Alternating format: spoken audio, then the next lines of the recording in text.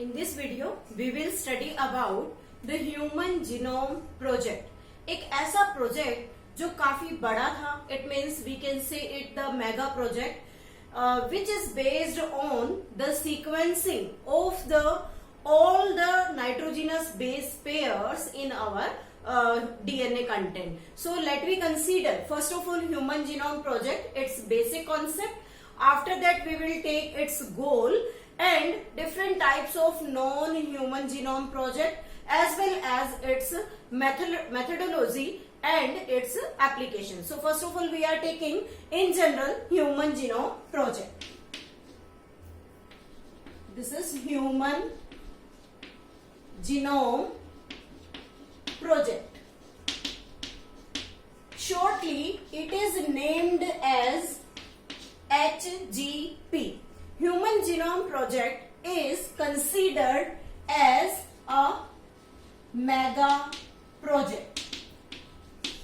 Why it is considered as a mega project? First of all, because it consists of, means when we take the human DNA or a set of genome, then this genome consists of approximately 3 into 10 की power 9 base pair. Means एक DNA content में total base pairs 3 into 10 की power 9 present है. Then human genome project sequencing पर based था कि किस तरीके से टोटल डीएनए की बेस पेयर्स की सीक्वेंसिंग की जाए. तो इन सभी बेस पेयर्स की सीक्वेंसिंग करना काफी टिपिकल प्रोसेस था, काफी we can say cost effective process था. तो इसके अंदर जब हम एक बेस पेयर की कॉस्ट निकालते हैं, cost of sequencing is approximately $3 पर बेस पेयर. मीन्स एक बेस पेयर को सीक्वेंस करने का जो कॉस्ट था, जो खर्चा आया, वो था $3 पर बेस पेयर. तो अगर हम इस टोटल जीनोम के टोटल बेस पेयर्स की सीक्वेंसिंग करें तो कितना खर्चा आएगा? तो we can see this that cost of sequencing 3 into 10 की power 9 base pair is approximately $9 billion. Total $9 billion जो है वो इस डीएनए कंटेंट की सीक्वेंसिंग पर प्रॉपर खर्च हुआ. इसलिए भी हम इसे एक मेगा प्रोजेक्ट कह सकते हैं. दूसरा इसका अगर हम रीजन ले मेगा प्रोजेक्ट कहने के लिए, तो वो क्या है कि जो इस सीक्वेंसिंग से जो डाटाबेस कलेक्ट हुआ, database collected by the sequencing of all these base pairs. तो जब उसका डाटाबेस कलेक्ट हुआ तो उस डाटाबेस को कलेक्ट करने के लिए, उसे स्टोर करने के लिए जिस स्पेशल एक नीड फील हुई कि किस तरीके से इस एनलार्ज्ड डाटा को एक स्पेसिफिक एरिया में स्टोर किया जाए, तो उस स्पेसिफिक एरिया को हमें क्यों इन्वेंट करना पड़ा, उसके लिए हम रीजन लेते हैं कि ये डाटाबेस कितना बड़ा था. तो जब इस डाटाबेस को स्टोरेज की बात सामने आई तो ये कहा गया कि approximately 3,300 books are needed for the storage of this database, and each book consists of 1,000 pages, and each page consists of approximately 1,000 letters in it. So we can say that how much enlarged or how much broad is this data, कि जितना भी data इस sequencing से prepare हुआ वो कितना बड़ा था. एंड इन सभी बुक्स को स्टोर करके रखना काफी टिपिकल प्रोसेस था. तो उसके लिए साइंटिस्ट को एक नीड फील हुई किस चीज की, एक कंप्यूटेशनल डिवाइस. तो अब ये जो कंप्यूटेशनल डिवाइस है, इस डिवाइस को यूज किया गया for the storage of the database. And this computational device is named as bioinformatics, and this bioinformatics is used to store entire data of sequencing all these base pair.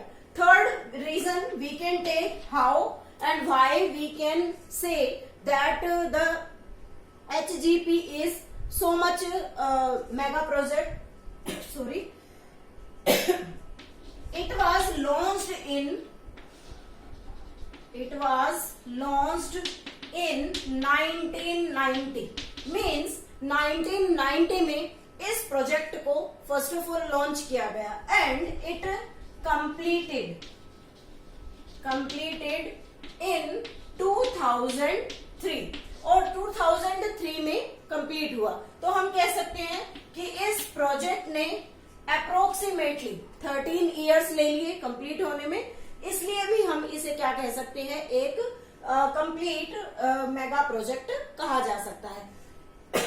Sorry. तो इस तरीके से हम 3 different reasons लेते हैं जिसके basis पर हम ये कह सकते हैं कि इसे मेगा प्रोजेक्ट क्यों कहा। फर्स्ट, कि इसमें टोटल ह्यूमन जीनोम में जितने भी बेस पेयर्स हैं उन सभी की सीक्वेंसिंग में इसे यूज किया गया। सेकेंड थिंग, इसके डाटाबेस की स्टोरेज जो थी वो काफी एनलार्ज थी, तो उसके लिए जो बुक्स वगैरह हैं उनको काफी बड़े लेवल पर मतलब उनके डाटा को स्टोर करना था, इसलिए कह सकते हैं। और तीसरा कह सकते हैं कि ये प्रोजेक्ट काफी लंबे समय में तैयार हुआ। इट मीन्स इसने करीबन 13 इयर्स का टाइम कंप्लीट होने में ले लिया। अब बात आती है कि मेन इस जो प्रोजेक्ट को अगर हम बात करें तो इस प्रोजेक्ट के बेसिक गोल्स क्या थे। So we are taking here about the goals of HGP। Means अगर हम इसके गोल्स की बात करें तो कौन कौन से गोल्स इस ह्यूमन जीनोम प्रोजेक्ट से जुड़े हुए थे। तो फर्स्ट है sequencing of all base pairs. Means जितने बेस पेयर एक ह्यूमन जीनोम में प्रेजेंट है उन सभी बेस पेयर की प्रॉपर सीक्वेंसिंग इसका मेन पर्पस था। Second, we can say that determination of approximately 20,000 to 25,000 genes present in it। Means एक जीनोम में प्रेजेंट 20,000 से करीबन 30,000 तक के जो जीन्स हैं उन सभी की सीक्वेंसिंग करना काफी इंपॉर्टेंट था and that was the goal of the HGP। Next is the third, we can say store the information as database. और जो भी डाटा इस जीनोम सीक्वेंसिंग से कलेक्ट हुआ उस डाटाबेस को किस तरीके से स्टोर किया जाए। Next is transfer of database to different sectors में डाटाबेस को ट्रांसफर किया जाए। जनरली इंडस्ट्रीज के बेसिस पर अगर हम देखें तो इंडस्ट्रीज में किसी स्पेसिफिक प्रोडक्शन, लिविंग ऑर्गेनिज्म से रिलेटेड प्रोडक्शन पर इसे किस तरीके से इस डाटा को किसी स्पेसिफिक कंप्यूटेशनल डिवाइस के थ्रू हम ट्रांसफर कर सकते हैं। क्योंकि अगर इन बुक्स को अगर हम बुक्स में डाटा को स्टोर करेंगे, फर्स्ट ऑफ ऑल तो इनका स्टोरेज काफी टिपिकल है एंड देन अगर हमें किसी डाटा को ट्रांसपोर्ट करना हो तो इन सभी बुक्स को साथ लेकर चलना, इस डाटा को साथ लेकर चलना काफी टिपिकल था। तो इसलिए इस डाटाबेस को हम किस तरीके से एक जगह से, एक सेक्टर से दूसरे सेक्टर के अंदर ट्रांसफर कर सकते हैं। Next is improve tool analysis. This was also the goal of HGP. And next is the ethical, legal and social issues। इसमें भी इस ह्यूमन जीनोम प्रोजेक्ट का यूज किया गया। Shortly is known as ELSI, that is ethical, legal and social issues. और इसमें भी इस ह्यूमन जीनोम प्रोजेक्ट का काफी बड़े लेवल पर यूज किया गया। Now how many countries as well as different organization involved in this sequencing process of human genome। So we are taking here the contribution from different organization. तो first organization is US Department of Energy. US Department of Energy contribute in the human genome project sequencing. Second is National Institute of Health. National Institute of Health Organization. Third contribution taken from the Wellcome Trust.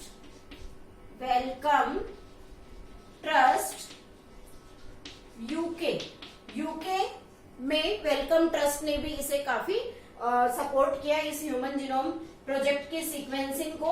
और fourth number पर हम कह सकते हैं कि different countries ने इसमें काफी पार्टिसिपेट किया.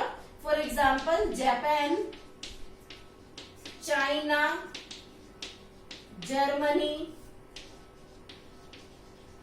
Germany, France, and also the other countries participating in this type of sequencing. So this is about the mega project. How we can say it, the Human Genome Project is a mega project. Next one, how we can collect its database and the need of invention of the computational device, that is the bioinformatics, as well as we can study in this the goal of the HGP, means इसके specific goals क्या है, and contribution from different organization. This is about the different concepts of the Human Genome Project. In the next video, we will study about the different types of non-human genome project and its methodology as well as its applications.